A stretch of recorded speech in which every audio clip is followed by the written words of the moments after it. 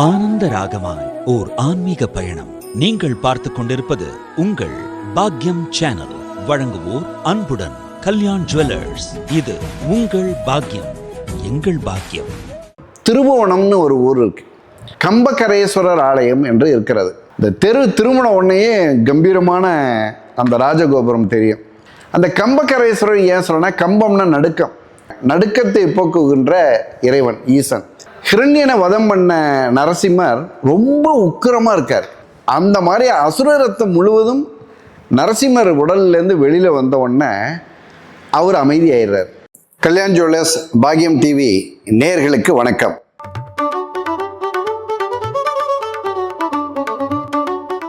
ஆலயாற்றுப்படை ஆலயங்களுக்கு சென்று அந்த ஆன்மீக அனுபவத்தை நேயர்களோடு பகிர்ந்து கொள்வதன் மூலம் அவர்களையும் அங்கு சென்று பார்க்கும்படியான ஒரு வாய்ப்பை ஏற்படுத்தி தருவது இந்த நிகழ்ச்சியின் நோக்கம். அதான் ஆலயாற்றுப்படை. பல்வேறு கோயில்களை பற்றி நாம் இதில் பார்த்துட்டு வரோம். இந்த முறை நாங்கள் ஒரு அற்புதமான கோயிலுக்கு போனோம். குடந்தைக்கு பக்கத்தில் கும்பகோணத்துலேருந்து மயிலாடுதுறை போகிற வழியில் குடந்தையிலிருந்து ஒரு 6 கிலோமீட்டர், 6லேருந்து 8 கிலோமீட்டர் திருபுவனம்னு ஒரு ஊர் இருக்கு. பெண்களுக்கு ரொம்ப நல்லா தெரியும். காஞ்சிபுரம், ஆரணி, தர்மாவரம், அது மாதிரி திருபுவனம் பட்டுக்கு ரொம்ப ஃபேமஸான ஊர் அது.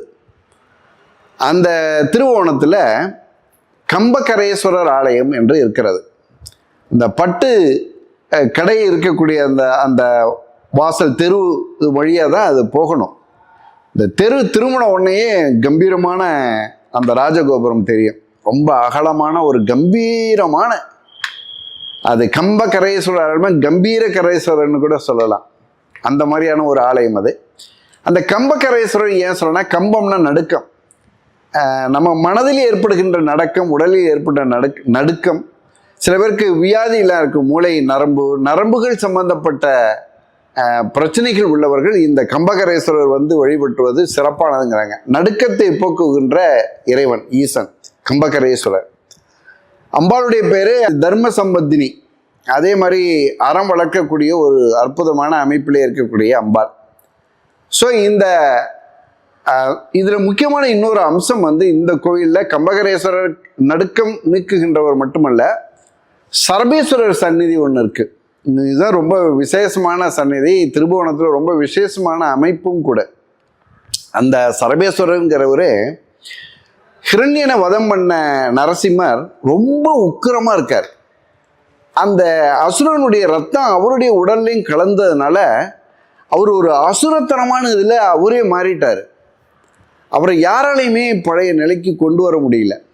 இப்போ என்னன்னா, அவருடைய உடலில் இருந்து அசுர ரத்தம் கலந்துட்டதுனால ஒரு துளி ரத்தம் கீழே விழுந்தாலும் அதிலிருந்து தோன்றக்கூடிய அசுரர்கள் தோன்றுவாங்க. அவங்கள சாகவே அடிக்க முடியாது. ஏன்னா திருமாலுடைய உடம்புங்கிறனால அமிர்தம் கலந்ததாக இருக்கும். ஸோ அதுலேருந்து ஒரு சொட்டு ரத்தம் அதிலிருந்து உருவாகக்கூடிய அசுரர்களுக்கு சாவுங்கிறது இருக்காது. அப்புறம் இவங்களை கண்ட்ரோல் பண்ணுறதே முடியாது அசுரர்களை அப்படின்னு சொல்லி எல்லாரும் தேவர்கள் எல்லாம் சிவபெருமானை போய் வேண்டுறாங்க. அவ்வளோ உக்கிரமாக இருக்கார். அந்த சவுண்டே பயங்கரமாக இருக்குது. நரசிம்மர் அவர் சாந்தம் ஆகலை. அப்போ சிவபெருமான் என்ன பண்ணுறாரு, அவர் தான் இந்த சரப உருவம் என்று சொல்கிறார்கள். பறவை மாதிரி, யாழியோட முகம், மனிதனுடைய உடம்பு, 8 கால், 4 கைகள், 2 இறக்கைனா ஒரு இறக்கை பிரத்யங்கரா, ஒரு இறக்கை துர்கா. இது இந்த 4 சுவாமிகளின் அம்சம். சிவன், விஷ்ணு, காளி, துர்கா, இந்த 4 பேரும் சேர்ந்த அம்சம் தான் அந்த ஒரு பறவை.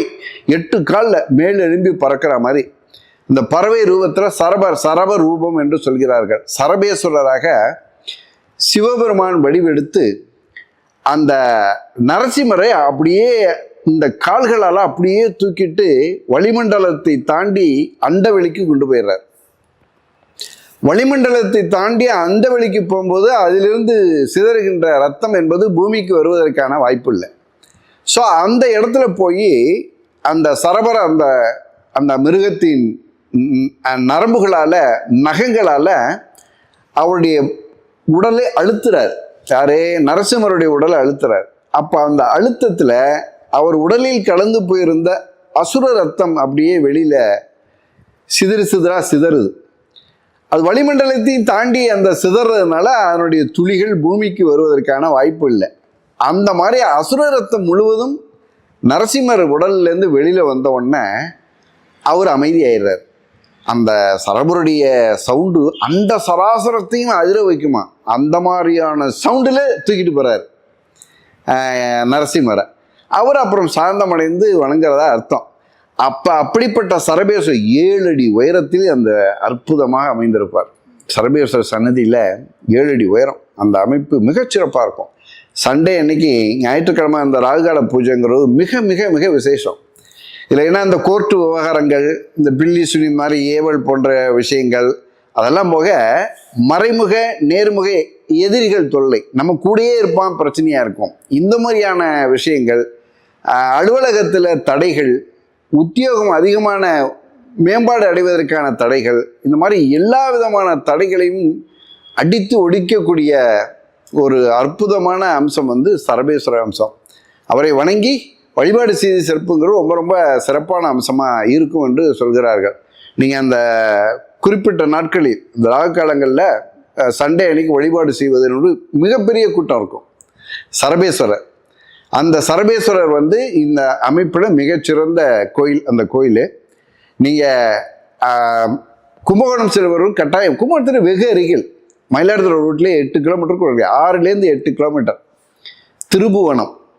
திருபுவனம் கம்பகரேஸ்வரர் ஆலயம். நடுக்கத்தை போக்குகின்ற நாயகன், நடுக்கம் நீக்கும் நாயகன் அவர். நடுக்கம் இருக்காதம்மா, அந்த நரம்பு சம்பந்தமான பிரச்சனை உள்ளவர்கள் அங்கே போய் வணங்குவது மிகச்சிறப்பானதாக இருக்காங்க.